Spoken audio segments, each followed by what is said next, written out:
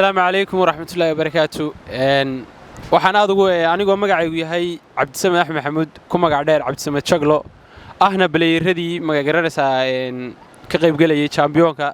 ee u ciyaarayay kooxda wasaaradda maaliyadda horumarinta maaliyadda Buuhoodle waxaan aad ugu faraxsanahay inay shirkadda Muraadso ay adeegyadii ay badanaa loo doonan jiray gobolada daafaha kala duwan ay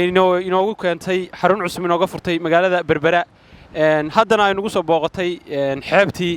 aad baan ugu faraxsanahay waan soo dhaweynayaa ma sha Allah bismillaahir rahmaanir rahiim alxamdulillaah rabbil caalamiin ugu horeyn awalan ilaahay baa mahad iskale waxaan si sharaf iyo karaamo iyo milga ku dheehan tahay u soo dhaweynayaa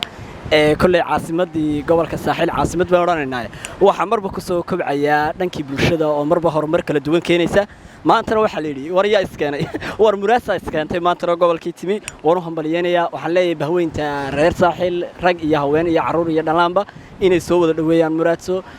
kaalinta ay kaga jirto gobolada Soomaaliland ama geega Soomaaliyeedna ay muujiyaan dinay waxaan leeyahay kulay waxba ma oran kare waan buuxaayay kuna hadlinay ku soo yaacun meesha kale yana bismillaahir rahmaanir rahiim